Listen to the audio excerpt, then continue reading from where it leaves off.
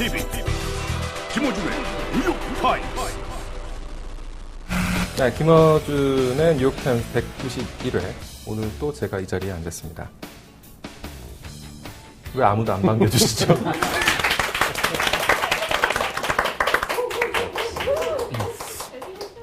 다음 주에 김어준 총수가 안 와도 되나요? 이제 다음 주에 돌아올 거고요. 자, 호시탐탐 그 자리를 노리고 있군요. 그 이제 저랑 같은 처지시잖아요. 그러신 거군요. 다음 주에 털복숭이를 보시게 될 거고요. 추석을 앞두고 오늘 191회는 보시다시피 이해찬 민주통합당 대표를 모시고 대선을 앞둔 여러 가지 선거 전국 그리고 정치 현안들에 대한 말씀을 들어보고자 합니다. 일단 박수로 환영을 좀 해주시죠. 방송에서는 김혜연 씨가 저보다 선배인데요. 2%는 아마 뉴욕타임즈 출연하신 그 초대 손님 중에 가장 고위 인사 아닌가? 다음 주에 문재인 후보 오시는 거 빼놓고. 이렇게 예고를 하시는군요, 또. 옆에는 지금 곽동수 숭실사이버대 교수 모셨습니다. 안녕하세요. 반갑습니다. 곽동수 교수님을 모르는 분들은 인터넷에 찾아보면은 아실 텐데, 참고로 지난 이 민주통합당 대선 후보 경선 때, 이제 방송 토론회를 하는데, 그때 이제 패널로 오셨었죠. 그래서 어떻게 저렇게 찔러도 피 한 방울 안 나올 것 같이 까칠하게 부를 수가 있나 하는 그런 평가들을 기자들 사이에서 받으면서 저분은 누구냐 하는 잠깐 이제 화제가 된 적이 있었습니다. 그런데 오늘 이 자리에 모신 이유는 이제 그때 경험을 살려서 많은 질문을 해달라는 그런 요청을 담아서 이제 모셨고요. 실제 시사평론가거나 어떤 정치학을 전공하셨다거나 그런 건 아닙니다. 굳이 분류하자면 이제 IT 쪽의 전문성을 갖고 계시고 국민이죠, 그냥 평범한. 이제 늙어가고 있는 아저씨고요. 김혜연 기자하고도 인연이 있습니다. 제가 김혜연 기자가 한참 뜨기 전에 만났던 적이 있습니다. 뭔가 중고 장비를 저렴하게 살 게 없을까라고 하이나처럼 찾아다니던 젊은 기자 하나가 저렴한 장비를 제 걸 샀습니다. 그때만 해도 참 젊은 기자여서 이렇게 다시 볼 거라고는 생각 못 했는데 어느 날 갑자기 체격도 좋아지고 스타일에 도전해가면서 오늘도 말이 이렇게 느리지만 되게 못되게 얘기를 합니다. 전화 걸어서 보통한테 그냥 좀 날카롭게 얘기해 주시면 어떨까요? 라는 말을 할 거를 똑같이 찔러도 피 한 방울 안 나올 것 같아요. 그때 그 토론회처럼 날카롭게 해주십시오. 자기는 못하겠다는 얘기죠. 그러니까 저한테 악역을 먹이려고 불렀어요. 말씀 이제 그 정도 하시고요. 네. 견제 들어오네요. 네. 그리고 진행을 하도록 하겠습니다. 동희 기자님 반갑습니다. 시작하시기 전에 꼭 당부하고 싶은 말씀 없으세요? 저희가 최초로 김어준의 뉴욕타임스 최초로 질문지를 만들었습니다. 대표실에서 달라고 해서. 과연 그 질문대로 질문할까? 안 할 겁니다, 저희는. 제가 알아서 답변. 근데 이제 안 할 거라고 저희는 생각하고 질문지를 만들어 보내면서도 한편으로는 얼마 전에 이 라디오 방송 때 질문지 없는 거 물어봤다고 짜증 부리셨던 게 생각이 나서. 짜증 부린 게 아니고 전화를 끊었죠. 오늘 끊을 게 없지 않습니까? 그럼 묵비권 행사하면 됐습니다. 네. 첫 질문은 아시는 내용이시잖아요, 그죠? 박근혜 후보랑 동갑이신데 그렇게 안 보이십니다. 안 보이고 어떻게 보여요? 어떻게 보인다고 생각하세요? 네, 52년생 동갑입니다. 용띠. 용띠라서 올해가 용띠 아닙니까? 그렇죠. 예? 제가 처음 국회의원 됐을 때가 88년도 했는데 그때가 용의였어요. 그러니까 다시 24년 만에 용의. 그렇죠. 대표님도 흑룡띠신 거네요. 그렇죠? 환갑이시니까 이게 딱 맞춰서. 저도 용띠거든요. 64년생. 그래서 옆에 앉아갖고 있으면서 낯설지 않습니다. 흥룡하고 그냥 용하고는 좀 다르죠. 그럼요, 많이 다르죠. 네. 88년에 제가 선거사무소에 자원봉사 갔던 거 기억 못 하시죠? 그래요? 저희 지역구셨습니다.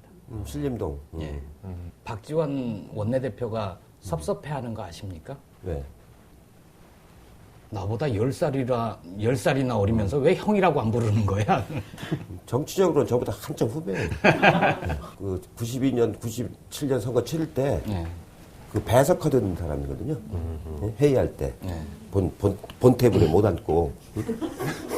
대표님은 본 테이블에 앉아 계시죠? 그럼 근데 대표님은 재선 3선. 그때 내가 3선. 그러니까. 97년 인수위 할 때, 네. 내가 인수위 총괄 간사였잖아요. 네.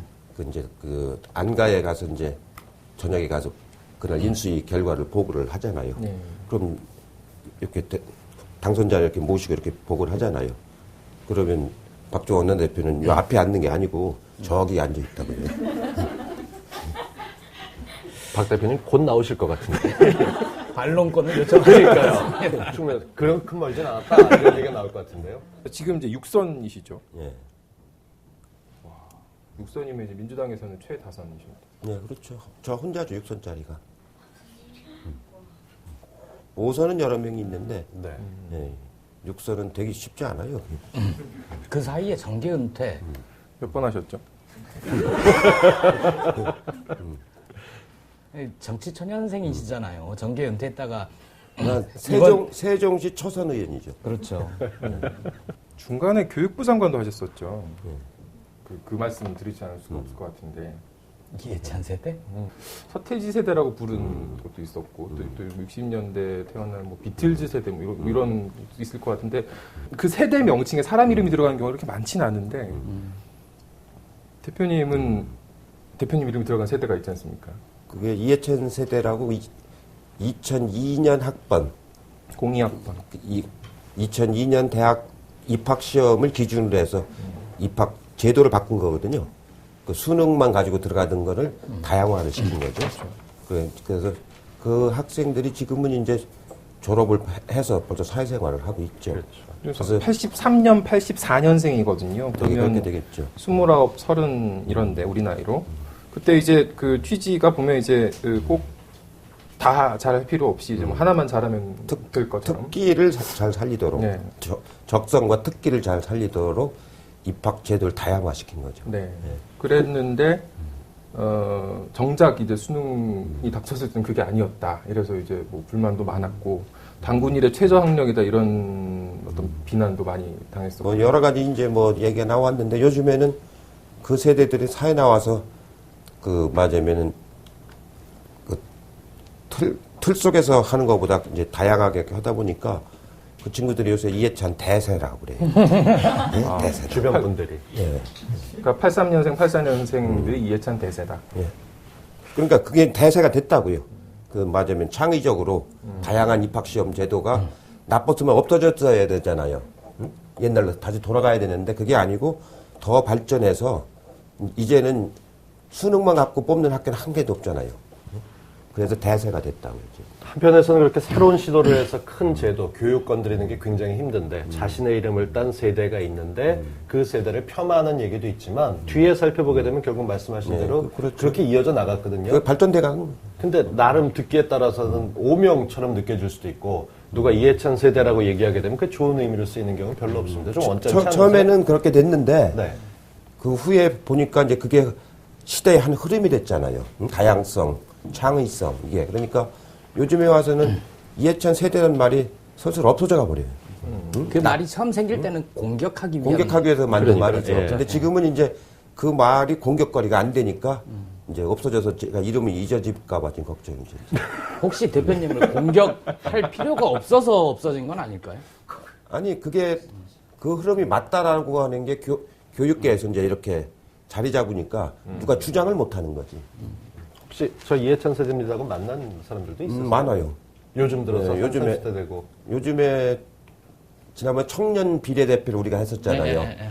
거기에 온 사람 중에 여러 명이 그 학번 세대더라고요. 자기 공부는 잘 못했는데 그 제도가 있어서 입학할 수 있었다. 네. 뭐 그 해당되는 세대의 시청자들이 또 댓글로 뭐 증명을 해줄 것 같습니다. 그럴 어떤 겁니다. 얘기든 좋은 얘기든 나쁜 얘기든. 그거보다 근데 더 교육계가 싫어했던 거는 정년 단축이었어요. 네, 그랬었죠. 교사들 65세를 62세로 이제 정년을 단축했거든요. 그 바람에 이제 이 교사들이 원망을 많이 해서 그 말도 교사들이 만들어서 비난한 말이죠. 이제. 총리 또 역임하셨습니다. 총리 때 여러분들이 제일 많이 기억하는 거 국회에서 그 당시 한나라당 의원들하고 설전하는 거 그걸 제일 많이 기억하지 않아요? 그렇죠. 찻대기 당하냐 뭐 이렇게 하는 거. 그 뒤로 전통이 계속 이어져 오는 것 같은데요. 요새 그 총리와 국무위원들이 국회의원들하고 같이 논쟁하는 거 보면 좋은 전통을 만드신 건지. 그게 우리 당 총리가 그렇게 하는 건 괜찮은데 저당 총리는 그럴 만한 자격이 없잖아요. 저희가 이 프로를 열심히 보는 애청자인데요. 오늘 이제까지 봤던 것 중에 제일 지루합니다, 지금. 그러니까 아주 옛날 무슨 타임머신 타고 내려간 것 같아서. 지난주 안 보셨죠? 지난주 송호참에 나왔던 짧기라도 했잖아. 지금 시간은 이미 다 나가서 저희 가능하면 김어준 총수가 있었으면 그만! 뭐, 이러고 됐고요. 이러고 넘어갈 것 같은데. 빨리 해서 전 궁금한 게 사실은 미래거든요. 살아오신 거나 사실 뭐 여러 가지 걸 봤는데. 대통령 선거 석 달도 안 남았는데 석 달 안 남은 상황에서 지금 뭐 지금 같은 구도면은 괜찮은 건가요? 선거 여러 번 치러보셨으니까요. 예, 지금 같은 구도면 박근혜 대표가 될 가능성은 아주 적죠. 예, 정권은 교체되게끔 돼 있죠. 지지율로 보면 박근혜 후보가 제일 많지 않습니까? 뭐 개인적인 지지율은 많은데 30 몇 프로 갖고 되는 법은 없으니까 이쪽 이제 단일화가 되기 때문에 단일화 이쪽 합치면 50%가 넘지 않습니까 지금 한 52% 이렇게 나오잖아요. 박근혜는 30 한 7%. 15% 차이가 나잖아요. 단일화 하는 건가요, 그러면? 그럼 단일화는 해야죠. 그러니까 15% 차이가 나니까, 역대 구도 중에서 지금 새누리당, 옛날 한나라당 구도 중에서는 제일 나쁜 구도죠, 지금. 그 사람들한테는. 제가 그 사람들 걱정을 지난번에 한다고 했잖아요. 제가 지난번 그 민주당 경선 TV 토론 첫 번째 나갔을 때 손학규 당시 후보한테 얘기했다 가장 욕을 많이 먹었던 게 이 질문이었습니다. 너무 느긋한 거 하십니까? 라고 얘기해가면서 조금 더 조이시면 안 되겠습니까? 남들이 똑같은 질문을 드리게 되는 게 민주당에 대해서 사실은 예전부터 더 잘 다듬어야 된다라고 얘기를 했었는데 그 시기에 대표가 되신 거 아닙니까? 그렇죠? 그래서 민주당 내에서 전투력, 뭐 파괴력 이런 걸로 하는 두 분이 양축을 갖고 계시면서 쇄신의 속도를 좀 높이자라고 얘기했었는데 사실 국민들은 잘 못 느끼거든요. 안에서는 어떻게 돌아가는지 몰라도 너나 할 것 없이 모든 후보가 쇄신 얘기하는데 대표로서 어떠신지 궁금합니다. 지금 최고의 쇄신은 가장 좋은 후보를 뽑는 거예요. 응? 자꾸 그 기자들이 무슨 뭐 가십성 얘기를 자꾸 하는데 그게 아니고 가장 강한 후보를 뽑는 게 최고의 쇄신 아닙니까? 목표가 그거 아니에요, 목표가. 그 안철수 후보가 있는 상태에서 그 우리 문재인 후보가 지금 그 경선에서 경선 과정에서 흔들라고 얼마나 노력을 많이 했습니까? 모든 언론이 막 그 경선 중간에 모든 언론이라고 하지 마시고요. 그러면 저희가 어떻게 됩니까? 거의 모든 언론이에요. 일부 언론, 거의 모든 혹은 대부분, 네, 거의까지만 저기 하시죠. 막 그걸 흔들라고 중간에 막 얼마나 노력을 했어요. 막 무슨 그 모바일이 뭐냐 막 해가면서.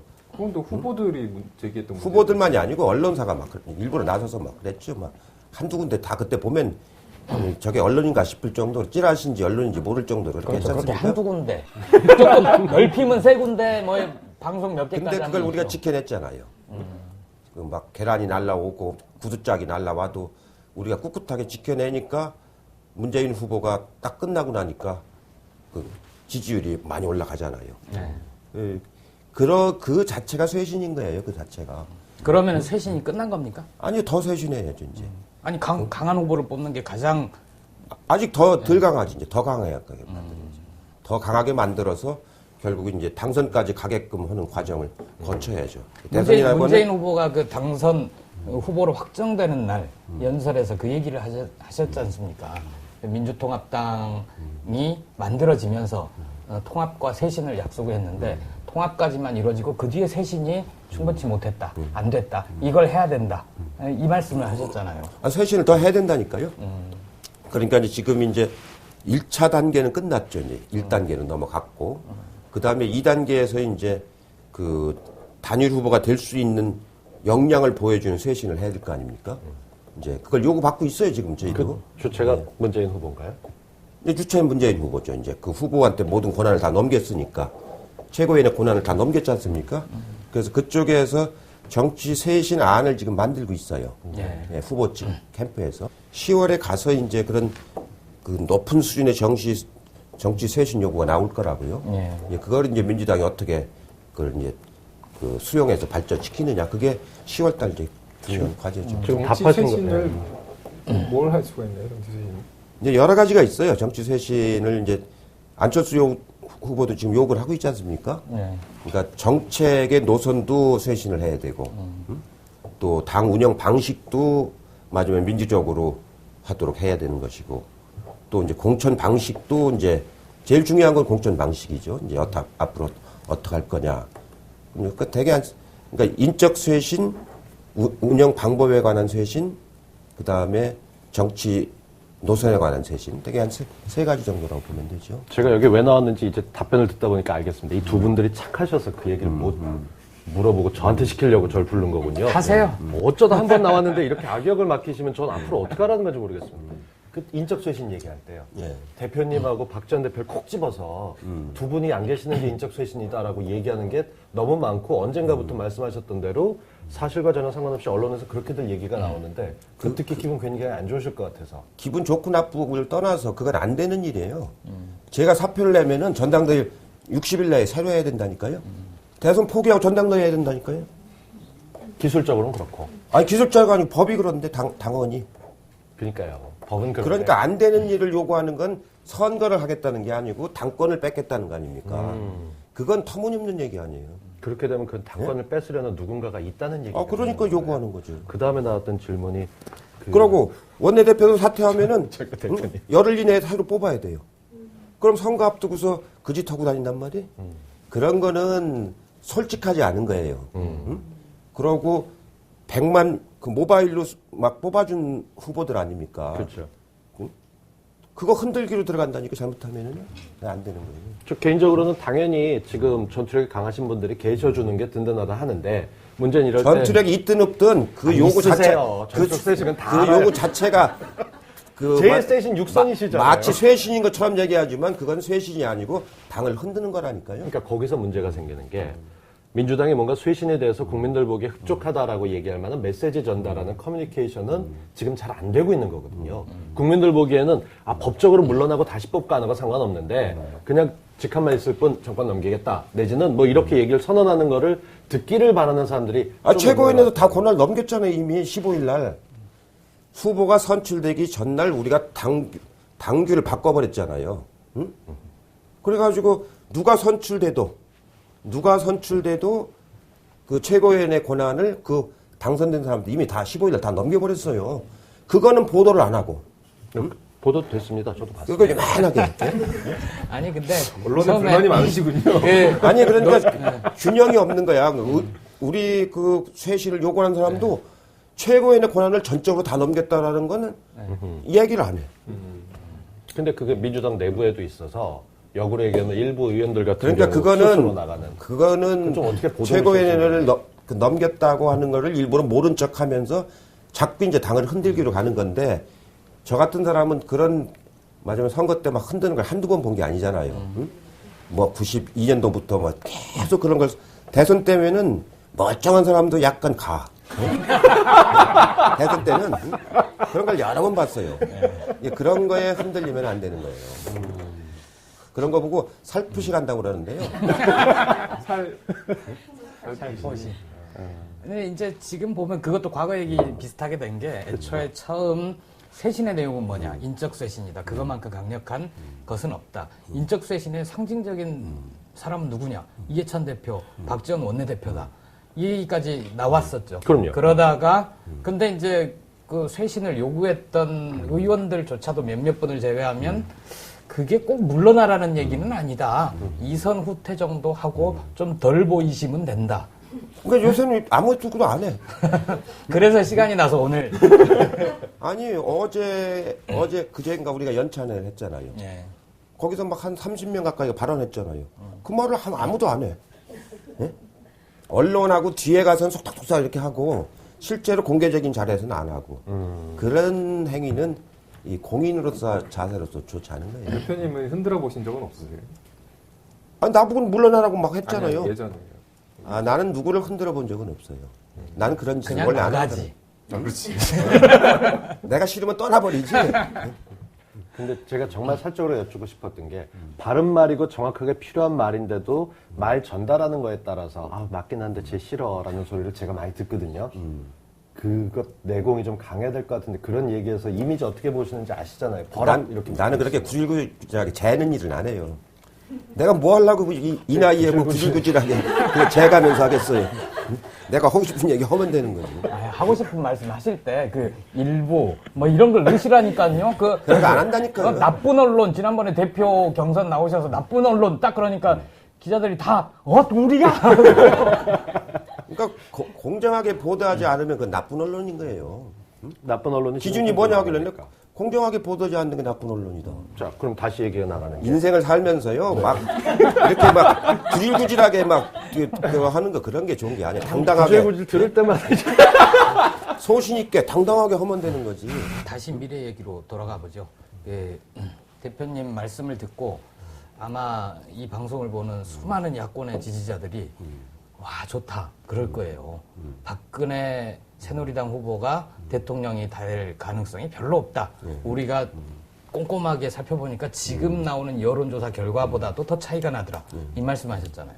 근데 한편으로 불안한 게 4.11 총선 이전에 민주당의 낙관을 전망하는 쪽이 많았거든요. 근데 실제 뚜껑을 열어보니까 그렇지 않았잖아요.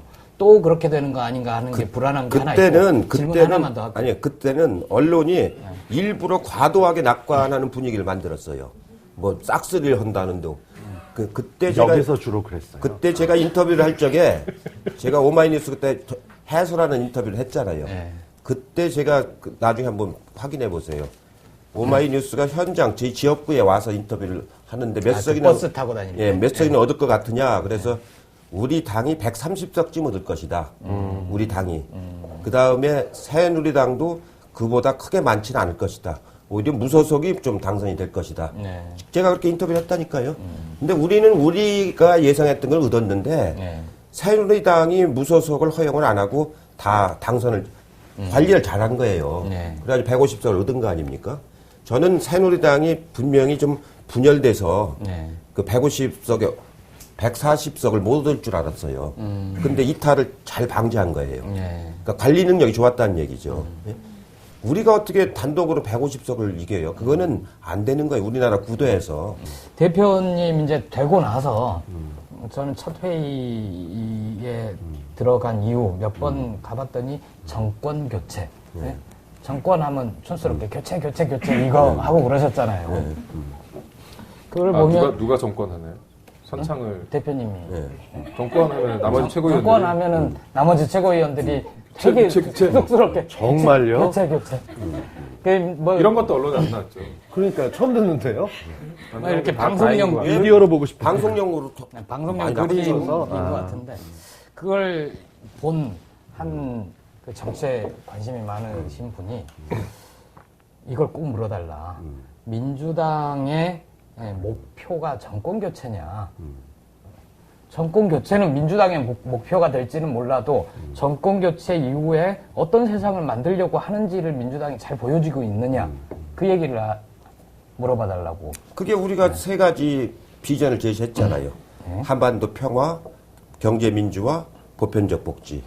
그게 2013년 체제라고 해서 우리 혼자 만든 게 아니고 제가 이제 정치 그 연구소 할 적에 그 원탁회의 그 재야 인사들하고 시민단체들하고 그 진보적인 그 정당하고 해서 우리가 비전 있는 단일화를 하자. 그냥 단일화 자체가 중요한 게 아니다. 뭘 할 것인가. 그래가지고 2013년 독트린을 만든 거 아닙니까? 20개의 독트린을 만들어서 발표를 했어요. 그 핵심이 아까 말한 그 세 가지라고요. 그 미래로 얘기를 갖다 놓으면 과거로 왜 끌려다니는 오늘 이 방송 보시는 분들이 가장 관심 가질 만한 질문인데요. 아까 말씀 중에 단일화는 당연히 된다. 그걸 전제로 말씀하셨는데 19일 날 기자회견 저 갔었고 그 이후에 진행되는 과정 보고 또 이 단일화를 정말 바라는 사람들 중에 이렇게 가다가 과연 단일화가 잘 될까? 혹시나 이제 양쪽 다 단일화를 하지 못하고 그대로 후보 등록을 하고 선거일을 맞아서 1987년 DJ와 YS의 단일화를 그렇게 간절히 바랬던 그러나 되지 않았던 그런 불행한 상황이 재현되는 거 아니냐 이렇게 생각하시는 분들이 있거든요. 걱정이 많은 분들은 그렇게 생각합니다. 네. 사서 걱정을 많이 하는 분들은 이 단일화라고 하는 거는요, 그 상황에 따라서 그게 이제 어느 정도인가 하는 걸 잘 판단할 줄 알아야 되거든요. 그 87년이라는 건 단일화를 처음 시도해 본 거 아닙니까? 그렇죠. 그리고 양김이 세력이 전혀 다른 세력 아닙니까? 지역적 기반도 다르고 전혀 다른 그 지지 기반을 가지고 있는 거 아니에요. 그러고 총선이 그 뒤에 있잖아요. 그랬어요. 그렇기 때문에 그 지지하는 사람들이 총선 때 출마하려고 안 물러났으니까. 그러니까 그 단일화가 될 수가 없는 조건이었어요. 그 당시에는. 예? 그 영향력도 그 사람을 제어할 수 있는 영향력이 아무한테도 없고. 예? 그때 제가 민통년을 했는데 민통년이 그걸 해보려고 했는데 민통년 정도는 전혀 안 되잖아요. 양김한테 대중적인 영향력이. 근데 이번에는 문익환 의장님이 그때 민통년 의장이셨죠. 그런 정도 힘 갖고도 안 되잖아요. 근데 이번에는 두 후보가 그런 개인적인 파워풀한 후보는 아니거든요. 네. 맞으면 그리고 기반도 서로 겹치잖아요, 지금. 예? 기반도 거의 겹치고 정책 내용도 거의 비슷하고. 예. 근데 국민 여론은 그때나 지금이나 맞으면 정권 교체를 해야 된다는 게 오히려 굉장히 강하고. 그렇기 때문에 지금 국민 여론이 이렇게 강한데 단일화를 안 하는 쪽으로 간다? 두 사람은 아마 제가 보기에는 못 견딜 겁니다. 근데 가정을 좀 해봐서요. 저도 안철수 박사를 원장을 본 지가 한 20년 가까이 되고 그 문 후보님 같은 경우도 몇 번 만나 뵀습니다. 이 두 분들이 그러니까 어느 분이 되든 훌륭한 후보라는 점에서는 좋은데 그 캠프에 갇혀 있거나 진짜 다니면서 지지자들만 만나다 보면 이게 시기를 놓치거나 잘 못하는 경우도 있습니다. 기존 정치의 잣대를 보면 안철수 원장의 출마 자체가 늦어도 한참 늦은 거라고 할 수 있고 지금 행보도 그다지 빠르지 않거든요. 그러니까 이게 상식선에서는 합칠 수밖에 없다라는 게 오랜 과정에서 경험은 느껴지지만 이분들은 처음이고 살짝 살포시 이분들이 들뜨게 되면 살포시 가는 수가 있어요. 그러니까요. 그렇게 끝까지 가버리는 일도 생길 그럴 만한 힘이 본인들한테 아직 없어요. 왜냐면 지금 우리가 벌써 여러 번 경험했잖아요. 어떻게 하면은 선거를 이길 수 있다는 거를. 지방선거 때도 단일화를 했기 때문에 많이 이긴 거 아닙니까? 그리고 총선 또 이번에 맞으면 결과적으로는 단일화를 했기 때문에 그래도 전체적으로는 그 140 몇 석, 야권 진영이 다 합치면 140석이 넘는 거 아닙니까? 그렇기 때문에 그런 경험들을, 역사적 경험들을 가지고 있기 때문에 이번에 단일화만 하면은 그 박근혜 후보가 떨어지고 새누리당이 저기 떨어져 버리면 저건 이제 앞으로 상당히 취약한 당이 될 거 아닙니까? 그러면 17년에 가서 얼마나 또 좋은 조건이 오겠습니까? 그렇기 때문에 그런 역사적 그 경험과 전망이 있기 때문에 사서 걱정할 필요는 없는 거예요. 근데 왜 저는 불안하죠? 자꾸 저는 불안하거든요. 그러니까 대개 그런 증상을 겪는 거는 네, 증상 예? 만신창이가 너무 비관주의 때문에 그런 거예요. 박근혜 후보 같은 경우에 긍정의 힘으로 하시라고요. 긍정의 힘으로. 네? 예. 박근혜 후보 같은 경우에 아까 말씀하신 어떤 정책면을 쇄신 머릿속에 소금이 3%만 있어도 바닷물이 안 썩는다고 그랬잖아요. 긍정의 사고를 3%만 해도 항상 인생은 즐거운 거예요. 네, 근데 제가 목이 메어서 저는 지난해 말해보면서 4월 총선 이긴다 그럴 때 뭐 정치를 전문으로 분석한 건 아니지만 누가 봐도 4월에 이기기 힘들겠다라고 하는 게 보였고 그냥 바람이었고 욕심이었기 때문에 열심히 뛰긴 했지만 제가 갖고 있는 그 경험을 봤었을 때 이건 힘든데 저희 지역 선거하는 것도 그렇게 느꼈을 때 맞아 떨어졌을 때 절망감 같은 게 좀 들었었어요. 지금도 저같이 정치 쪽이 아닌 사람이 나가서 민주당 경선 토론에 나가서 툭툭 질문을 던졌던 이유는 후보들이 익숙한 사람들에게 익숙한 질문 받으면서 나가는 게 아니라 좀 긴장하거나 놀래라. 이분들 되게 되면 누가 말 끊는 사람 없잖아요. 근데 말 끊어가면서 중간에 툭툭 던졌을 때 놀라는 표정들이 나왔었거든요. 민주당이 조금 더 긴장하고 바짝 뛰어도 신발끈 묶고 최선을 다해서 달려도 될까 말까 국민들 바라보는 눈은 그런데 지금 그렇게 말씀하시니까 저도 긍정적이고 편하게 살고 싶어요. 잘 안 되거든요. 끝까지 긍정적이에요. 중간에 포기하면은 안 되는 거예요. 대선이라는 거는 굉장히 큰 파도가 여러 번 오는 거거든요. 벌써 태풍이 3개가 지나갔지 않습니까? 계속 그 위기의 순간이 오는 거예요. 대선이라고 하는 건 해보면. 언제부터 그런 긍정교를 가지게 됐습니까? 2007년 대선 끝나고 나서 대표님이 앞으로 우리 집권 못한다 이런 말씀 하셨잖아요. 아니 실제 그 상황에서는 그랬죠. 2007년도의 상황에서 500만 표나 줬는데 무슨 전망이 있겠어요. 그러나 다시 이제 맞으면 정신 차려가지고 그 허벌나게 이제 깨지고 나서 네? 정신 차려가지고 지방선거 임했던 거 아닙니까? 그러니까 지방선거에서 다시 회복의 기미를 만든. 그러니까 그 지방선거도 우리가 포기해버리면 그 다음에 안 오죠. 그래도 지방선거 우리가 다시 한번 해보자. 아마 두 분 대통령이 서거하시고 나서 그 분노와 이런 것이 있어가지고 그래 우리가 전두환한테도 이겼는데 뭐 이런 MB 정도한테 우리가 이렇게 계속 당해야 되냐. 그런 분노를 가지고 다시 시작한 거 아닙니까? 그런 힘이 있어야 되는 거예요. 그래야 정치를 하는 것이지 한 대 줘 맞고 아이고 뭐 전망이 없다고 쪼그리고 앉아있고 그러면 못하는 거예요. 그리고 정치라고 하는 거는 항상 적극적인 사고를 해야 돼요. 적극적인. 그래야 이건 국민들의 삶하고 직결되는 건데 그런 힘을 안 가졌으면 우리가 어떻게 유신체제를 극복을 해요. 대표님 근데 유신체제가 말씀하셔서 그리 가지 말고 과거니까. 아까 잠깐 말씀하신 그 역사인식에서의 문제 박근혜 후보의 그건 뭐 얼마 전에 이제 본인이 뭐 나름대로 사과의 뜻을 표했지 않습니까? 거기에 대해서는 어떻게 보세요? 제가 진정성으로 받아들인다고 그랬잖아요. 왜냐면 받아들여야 돼요, 우리가. 근데 왜 문제가 있다고 하세요? 예, 그걸 받아들여야 왜곡된 걸 고칠 수가 있다니까요. 너 거짓말을 했지? 그러면은 고치자라고 하는 의지가 약해진다고요. 그 얘기했으면, 공인이 그렇게 얘기했으면은 도망 못 가게 뒤를 막아야 돼요. 네. 아주 진정으로 한다. 난 진짜 당신 믿겠다. 그러니까 이제 왜곡된 거 고치자. 근데 정말 이해가 잘 안 가는 게 제가 머리가 나빠서 그런지 모르겠는데 이게 과거사 문제가 아니라 과거에 있었던 일에 대한 새누리당 박근혜 대표의 인식 문제거든요.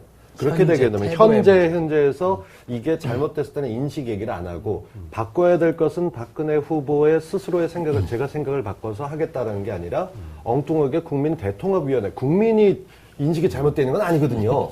그러니까 주로 새누리당에 계신 분들이나 이분들 인식 자체가 그렇게 하긴 했었는데 사과는 해야 되는데 앞뒤에 구구절절 붙어서 진정한 사과는 거기에 민혁당까지 껴가지고 정신이 하나도 없는데 진정성을 받아야 된다. 이거 너무 너그러운 거 아니냐는 얘기죠. 너그러운 게 아니고 전략이라는 거죠. 아니 그렇게 얘기를 했으면은 그걸 우리가 인정을 해버리면은 고쳐야 될 거 아닙니까? 그래서 제가 뭐라고 그랬냐면 박근혜의 인식이 전환되었다.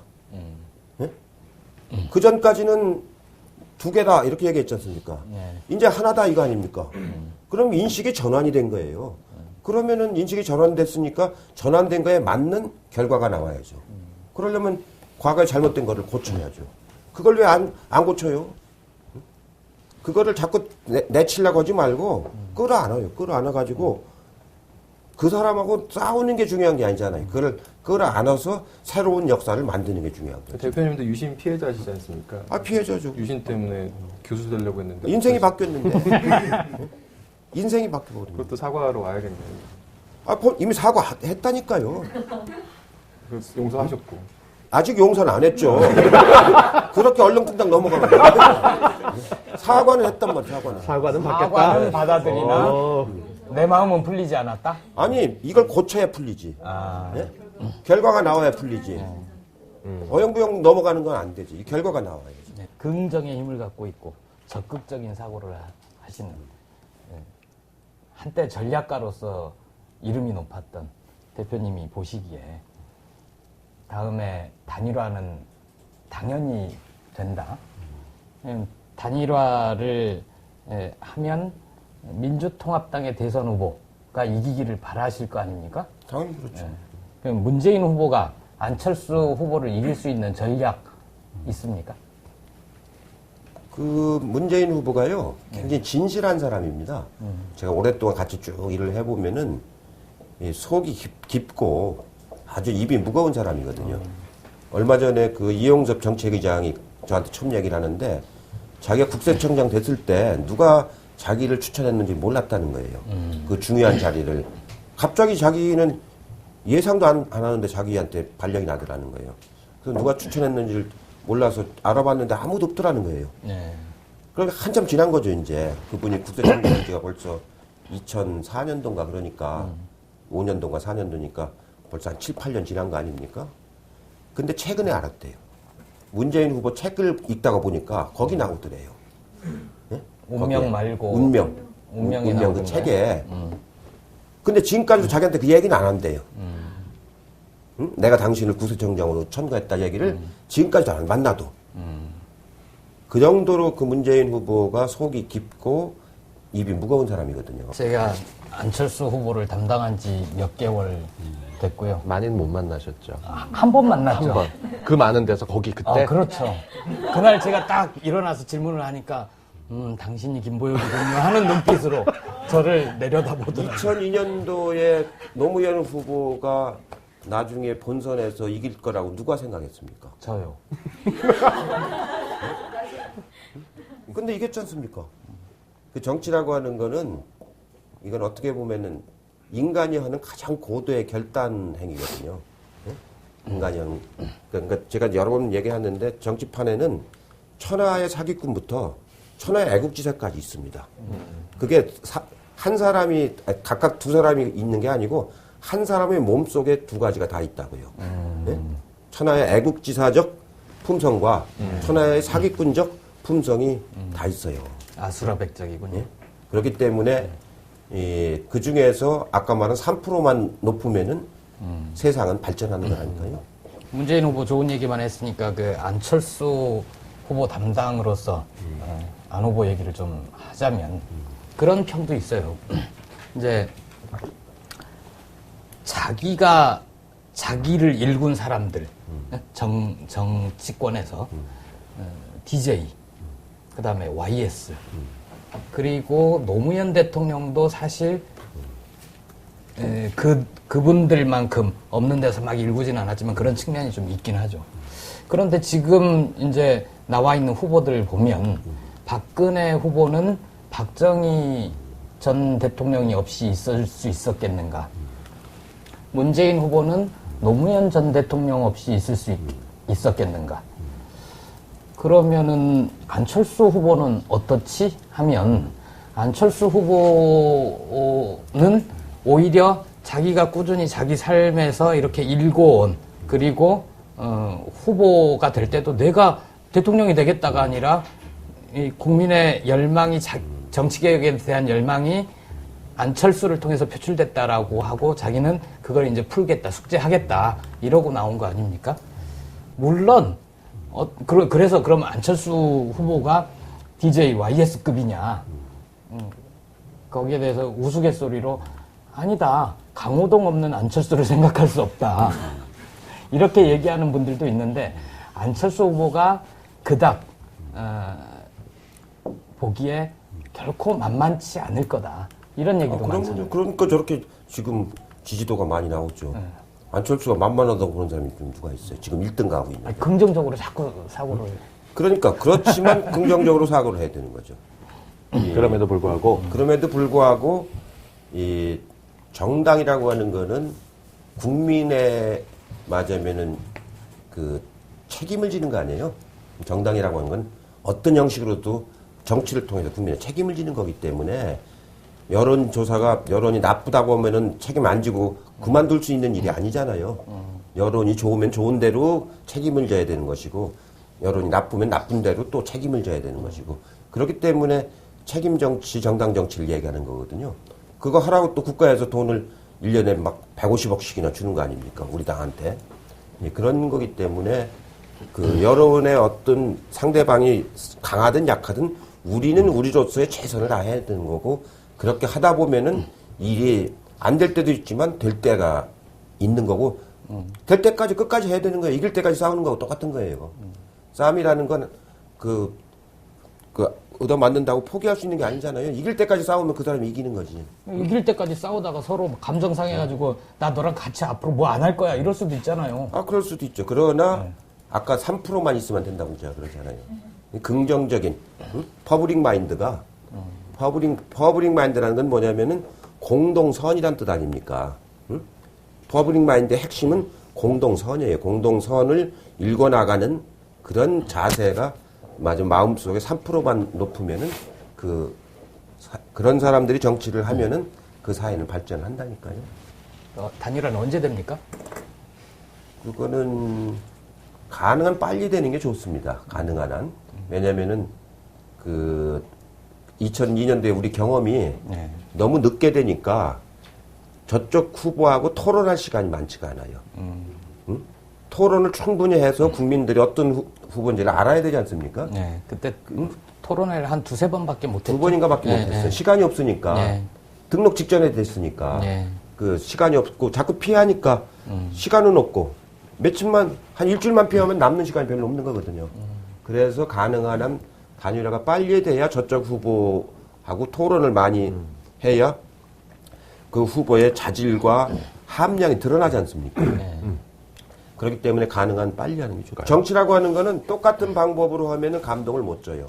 자꾸 그렇죠. 새로운 걸, 새로운 방식을 찾아야 돼요. 그래야 그 관심과 감동을 주거든요. 이번에 새로울 것이다 이렇게 보시나요? 우리가 찾아야 된다니까요. 새로운 방식을. 그 옛날 방식으로 똑같이 하면은 뭐 밋밋해가지고 예측 가능한 방법이 돼서 그거는 큰 폭발력을 못 갖는다니까요. 이제 그게 잘 되면 11월 25일, 26일 후보 등록할 때 한 명만 하게 되는 거고 그 과정이 순조롭게 이루어지지 않으면 두 후보가 등록할 수도 있죠. 마지막에 그럴지도 모르죠. 정 안 되면은. 그러다가 18일 날 18일 날 할지도 모르죠. 지난번에 18일 날 깨졌잖아요. 네? 지난번에 18일 날 깨졌잖아요. 밤에. 좀 이번에는 조마조마 좀 안 했으면 좋겠어요. 사람. 그러니까 18일 날까지 알 수가 없는 거라니까요. 궁금한 게 셋이 만나자 안철수 후보가 제안을 했습니다. 그러면 저라면 민주당에서 셋이 만나는 거 하더라도 우리끼리 먼저 보자. 라고 해서 둘이 먼저 만나는 자리가 있거나 이러면 안 되나요? 국민들 바라는 거 그런 모습을 더 보고 싶어 할 것 같은데요. 뭐 그런 거, 뭐 자세히 모르겠는데 그런 건 좀 속수 아니에요? 뭐. 아니, 그래도 부동층을 어떻게 흡수하려면 그림은 굉장히 좋거든요. 아니, 그게 만약에 그렇게 만나자고 하는 것 자체가 좀 진부한 얘기라고요. 옛날에 이제 정치하던 사람들은 자기가 뭐 주도권 잡는다고 뭐 그런 소리를 이제 하죠. 안 받으면 왜 피하냐 뭐 이렇게 하려고. 그런데 지금 이 두 분은 그런 차원으로 정치해서는 안 되고 이제는 우리가 어떻게 정권을 교체할 거냐 이걸 논의하기 위해서 한번 만나자. 이런 차원으로 가야 그 진정성이 있고 국민들한테 감동을 주지. 셋이 만나서 무슨 대화를 할 겁니까? 오히려 정권 교체할 만한 진짜 마음이 있다면 박근혜 후보는 빠지고 우리 둘이 만나서 정권 교체하는 방법으로 얘기를 해보자. 그게 제 얘기잖아요. 그거 알 수 없냐고 지금. 처음에 그쪽에서 그렇게 제안했으면은 그게 금방 그렇게 되지요. 근데 세 명이 제안했는데 만나자고 했는데 이쪽에서 둘이만 따로 하자. 그럼 이쪽이 속 좁은 사람이 되잖아요. 그래서 그런 제안하는 걸 제가 보고서 저건 아닌데 싶더라고요. 네? 이쪽을 속 좁게 만드는 거예요. 그렇다고 셋이 만나면은 박근혜가 후보가 또 왜 2대1로 내가 만나요? 단일화 해갖고 와라. 지금 그러는 거 아닙니까? 네, 지금 그러고. 그런 말씨름할 때가 아니라 그런 얘기예요. 지금은 새누리당에서 또 더 이상 이제 단일화 하라는 얘기를 그만하자는 목소리도 나오는 것 같아요. 그러니까 그런 말씨름을 자꾸 몇 번 반복하면 국민들이 저것들도 다 똑같다 이렇게 되는 거거든요. 그러니까 그런 건 하지 말고 지금은 이제 자기가 국민들한테 보여줄 수 있는 정책, 그 마음, 그런 거를 잘 보여주고 나서 이제 어느 정도 국민들에게 내 얘기를 이제 보여줬다. 그럼 이제 그걸 가지고 국민들이 판단할 만한 이제 조건이 됐으니까 한번 만나서 이걸 어떻게 정권 교체할 거냐. 이걸 좀 얘기하자. 이렇게 해야 국민들이 보기에도 진정성이 있어 보이는 거죠. 그건 한 10월 말이나 11월 초 정도는 늦어도 늦어도 저는 제 개인적인 바람으로는 네. 10월 말쯤은 끝나는 것이 좋겠다. 단일화 과정 전체가. 전체가. 그래야 그래야 한 달 반 정도 남는 거 아닙니까? 나머지 기간이. 네. 그러면 이제 법적으로 등록된 토론회 하고 네. 등록하고 나도 법적으로 몇 번 하게 돼 있어요. 네. 그리고 하기 전에 한 20여일 좀 시간이 있으면은 그때 이제 방송사들이 토론을 붙이려고 할 거 아닙니까? 그렇겠죠. 예, 그럼 그때 또 몇 번 하고 그렇게 해서 분야별로 가령 한 번은 안보 외교 분야하고 한 번은 경제 분야하고 또 복지 분야하고 또 과학기술 분야하고 이렇게 분야별로 몇 번을 하면은 전체적으로 국가를 어디로 끌고 가겠다라고 하는 이제 비전이 나오게 되는 거 아닙니까? 그런 과정을 거쳐서 이 선거로 가야지 그걸 자꾸 이상하게 꽈서 가는 건 매우 바람직한 거 아닙니까? 최근 이제 하나씩 이렇게 이제 안철수 후보에 대한 뭐랄까요, 좀 검증이랄지 어떤 그런 네거티브성 어떤 공세가 근데 공세는 아니에요. 사실 뭐 언론이 이런저런 걸 찾아내서 보도를 하는 거니까 그런 보도들이 나오는 거에 대해서는 어떻게 생각하시나요? 이제 우리 세대, 고세대 이렇게 되면은 살아올 때마다 이제 그 당시에 이제 환경과 이제 조건이 있었지 않습니까? 그 조건 속에서 얼마만큼 충실하게 이제 살아왔느냐. 이게 이제 중요한 건데, 오늘 그 안철수 교수 같은 경우는 제가 그 법을 만든 당사자인데, 그게 2006년부터 적용된 거 아닙니까? 2005년도에 법을 만들어서. 그 당시 표준시가로 신고하는 것은 그건 일부러 안 하더라도 하려고 하면 잘 계약이 안 됐어요. 예? 하려고 하면은 법무사들이 하지 않습니까? 네.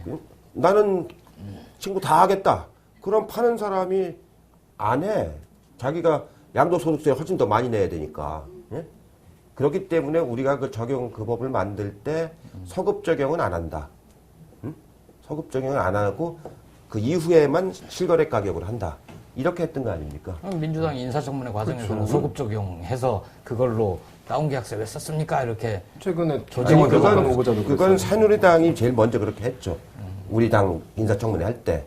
이제 그런 케이스예요. 그러니까 그 사람이 도의적으로 무슨 잘못을 저질렀느냐. 이게 중요한 것이지. 의도적으로. 의도적이지 아니고 사회적 관행에 의해서 그렇다고 한다면 그건 어느 정도 그러니까 그조차도 엄격하게 말하면은 사실은 안 좋은 일이니까 사과를 한 거 아닙니까? 안 후보가 관행이라고 했으면 많이 안 좋은 상황이 벌어지죠. 그러니까 안 후보는 관행이라고 안 했지. 예, 그래서 본인은 이제 대표님이 관행이다라고 대신 얘기를 해주시는. 뭐 대신 얘기한 건 아니지만 내가 그 법을 만든 당사자이기 때문에 2005년도에 내가 총리할 때 만든 거예요. 그 이후로는 금액을 등기부에다가 정확하게 실거래가로 등기를 하자. 그거를 노무현 대통령하고 제가 만들면서 앞으로 이건 해놔야 장기적으로 우리가 부동산 시장이 정상화되겠다. 이렇게 해서 한 겁니다. 대표님 지역구를 물려받았던 게 물려받은 건 아니고 어쨌든 단일화 과정에서 전략공천을 거기를 우리 당에서 포기한 지역이죠. 예. 관악을고. 관악을이었죠. 예. 그래서 김희철 위원장이 무소속으로 출마해가지고 이정희 후보하고 경합했던 지역이죠. 그렇죠. 근데 그게 사고가 나서 이제 이정희 후보가 출마를 못하게 됐죠. 그리고 후보 사퇴를 하고 이상규 후보가 와가지고 당선이 됐죠. 그때 근데 이정희 전 대표를 대표님이 참 아끼신다 뭐 이런 얘기가 있었습니다. 제가 후원도 하고 공개적인 지지 선언도 하고 그러셨죠. 그랬죠. 예. 지금 상황에 대해서는 좀 어떻게 생각하시나요? 정치라고 하는 건 국민을 위해서 하는 것이지 조직을 위해서 하는 정치가 어딨냐. 응? 수단 방법을 안 가리고 자기 조직을 위해서 하는 정치는 그건 국민을 위한 정치가 아니다. 응? 더 성찰을 하고 국민을 위한 정치로 빨리 맞으면 입장을 발전시켜라. 네, 그런 얘기를 했죠. 그럼 후보 출마를 사퇴를 해야 될까요? 그건 본인이 알아서 할 일인데 적어도 국민을 위한 정치를 해야지 자기 조직을 위한 정치를 하면서 국민들 보고 지지해달라는 건 설득력이 없잖아요. 야권의 후보를 한 사람 단일화로 해서 걱정하지 않고 잘 풀려가겠다라고 하지만 저처럼 선거 끝날 때까지 걱정 많은 사람들이 있습니다. 저도 이거 안 하고 생업 돌아가서 편하게 쉬고 싶은데요. 생업은 뭐세요? 강의하고 다닙니다. 정치 쪽 아니라 뭐 여러 가지 하고 다니는데요. 그런 분들이 꽤 많거든요. 모일 때도 그렇고 지지해서 혹시라도 한 사람이라도 더 나서면 될까. 투표장은 당연히 나가고 그렇게 뛰는 분들이 팟캐스트도 많고 이거 보는 시청자분들도 많으실 텐데요. 그분들 보기엔 노상 언제까지일지 모르겠지만 미흡하다라는 얘기가 민주당 대상도 나옵니다. 그분들께 뭔가 좀 하나 강하게 메시지 좀 주시죠. 예, 이건 맞으면은 그 대선이라고 하는 거는 굉장히 절절한 거거든요. 그러고 각각 후보들이 그 지지자들이 쉽게 내 희망이 꺾이기를 바라지 않잖아요. 다 자기 희망이 계속 되기를 바라는 거지. 그러나 그거보다 더 중요한 게 정권을 교체해서 좋은 세상을 만드는 게 더 중요한 거기 때문에 이 정당이라고 하는 그거는 항상 그걸 책임지고 있는 조직인 것이고 개인이라고 하는 것은 자기가 할 때는 또 하고 자기가 마음 먹으면 또 안 하기도 하고 그런 거 아닙니까? 그게 다른 거예요. 정당이라는 건 그 자체가 그 정당의 역할인 것이고 그렇기 때문에 이 정당 정치가 그래서 중요한 거죠. 그러니까 그런 자세로 항상 국민을 위해서 정당으로서의 도리를 다 한다. 어떤 때는 잘못 오해받을까봐 얘기하기 조심스러운데 마음먹기에 따라서는 박근혜 후보가 당선 안 되는 건 민주당한테 달려 있다고요. 민주당의 의중에 달려 있는 거 아닙니까? 예? 쉽게 말씀드려서. 그러니까 민주당이 어떻게 하냐에 따라서 박근혜 후보는 당선될 수도 있고 안 될 수도 있는 거예요. 그 이상 표현을 하면은 또 막 왜곡 보도할까 봐서 내 얘기를 안 하는데 예? 민주당의 의지를 가지고 맞은 정권 교체를 충분히 할 수 있는 단계로 지금 국면이 접어든 거거든요. 예?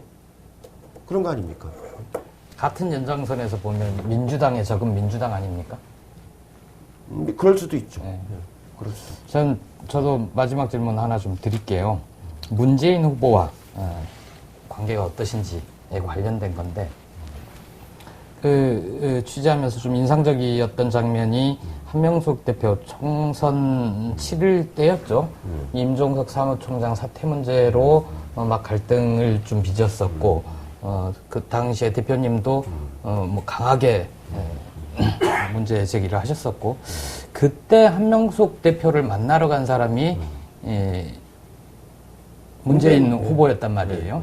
그래서 그 당시에 그 장면을 보고 문재인 후보는 그때도 잠재적인 대선 후보였고 대선 후보는 굉장히 잘 보호하고 아끼고 이렇게 해야 되는데 저런 데에 문재인 후보가 직접 나서는 게 좋은 거냐.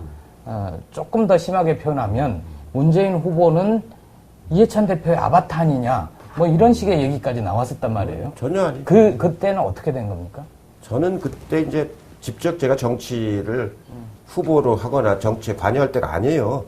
통합해 준 걸로 제 역할이 끝났고 언론이 정말 잘 모르고 보도를 잘못해서 우리가 무슨 공천에 관여한 줄 아는데 일체 공천에 관여를 안 했어요. 거기서 우리라는 누군가요? 저를 말하는 거죠. 이 공천에 일체 공천에 관여를 안 했어요. 공천 심사위원한테 제가 이 핸드폰을 갖고 다니지만 한 번도 전화해 본 적이 없어요. 단 한 번도. 예? 그랬는데 이제 그런 상황이 발생을 하니까 저는 어떻게 보면 조금 그 문제에 관해서 그렇게 민감하게 생각을 안 했어요. 제가 출마한 것도 아니고 이제 그러니까 뭐 공천하는 거 보니까 뭐 신통치 않고 그래서 속으로는 아이고 저거 신통치 않다 뭐 이렇게 생각하고 있었는데 유학 준비하시느라고. 문재인 후보 측이나 이쪽은 이제 당사자 아닙니까?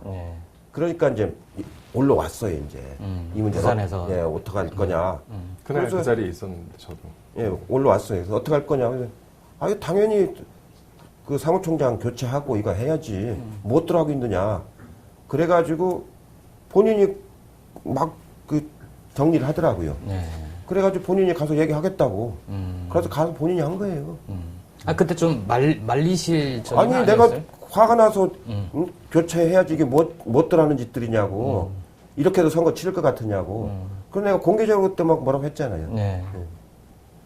그래서 그날 이렇게 복도를 나오고 엘리베이터를 타셨거든요. 그래서 저도 엘리베이터 따라 탔어요. 그래서 이제 뭘 물어봐야 되는데 그때 문 후보도 화가 굉장히 많이 나 있는 상태. 문재인 후보는 근데 얼굴에 그런 게 드러나지 않는데 대표님은 굉장히 많이 드러나. 아니, 그러니까. 그런 차이가 있네. 아니, 이게 뭐 하는 짓들이냐, 이게 도대체가. 어? 이 통합을 해놨으면 제대로 공천도 하고 해야지. 맨날 거기 해가지고. 그런데 정말 그때 내가 화났어요. 그러니까 한 총리한테 내가 가고 싶은 마음이 없었어요. 응? 근데 4.11 총선 공천을 친노가 망쳤다. 친노 세력이 망쳤다. 뭐 이렇게 얘기하지 않습니까? 친노도 책임에 일단 있다고 봐야죠. 없는 건 아니죠. 거기서 그렇게 친노 얘기할 때 대표님은 들어갑니까? 빠집니까? 나는 관여를 안 했는데 내가 무슨 망쳐. 아니, 그러니까 친노라는 표현에. 그러니까 자꾸 나를 친노로 가두는 것은 정치적인 의도가 있는 거예요. 응? 내가 김 대통령하고 80년도부터 맞으면 인연을 맺어오고 오히려 김 대통령 모시고 한 정치 훨씬 더 길잖아요. 그렇죠. 응? 훨씬 길지 않습니까? 그러니까 뭐 친노는 친노죠. 그러나 친노만이라고 규정하는 건 잘못된 거죠. 응? 이해찬 대표님이 한겨레 신문사에서 일을 하실 뻔했죠? 그렇죠. 원래 정치하려고 한 게 아니고 그 6월 항쟁 끝나고 한겨레 창간을 할 때 제가 여기 발기인으로 참여했잖아요. 응? 원래 저하고 친했던 분들이 여기를 많이 왔어요. 응? 그래가지고 하려고 하다가 대통령 선거를 지휘하는 바람에 그 평민당이 망하게 되는 상황으로 가는 바람에 제가 정치를 오게 된 거죠. 제가 여기 와서 했으면 지금 글 잘 쓸 건데. 교수도 잘해. 기자도 잘해. 그러니까 긍정적인 마음을 계속 갖고 계시면 이제 여당 대표도 하고 싶으셨던 여당 대표도 하실 수 있을 거고 유학도 가실 수 있으실 거고 기자도 뭐 나이 들어서도 하시면 되죠. 오늘 뭐 보람 있는 시간이셨는지 모르겠습니다. 어쨌든 뭐 이 정도로 마무리를 하도록 하고요.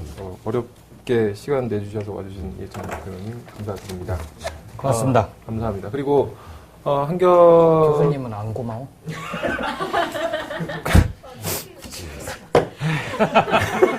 곽동수 교수님 정말 감사드리고요. 네. 그다음에 환경과 경제를 생각하는 정수기 워터락이 시청자 여러분께서 많이 구매해 주시고 있습니다. 수돗물을 70-80% 절약할 수 있는 절수기 워터락. 착한 가격 19,800원 투자로 수도요금을 절약하십시오. 항이 착한 쇼핑 주문 전화 080-667-4949 또는 한겨레 TV 메인 광고에서 온라인으로 구입하실 수 있습니다. 여러분의 많은 성원 기대합니다. 현재 이제 이해찬 대표님 모셨습니다만은 새누리당 쪽도 그렇고 뭐 좀 다양하게 접촉을 하고 있습니다. 여러분 정치인들 모시고 뭐 말씀 듣는 기회를 많이 가지려고 하니까 계속 애청해 주시기 바랍니다. 그러면은 뉴욕타임스 김어준의 뉴욕타임스 김어준 없는 김어준의 뉴욕타임스 191회 여기서 마치도록 하겠습니다. 감사합니다. 고맙습니다. 고맙습니다.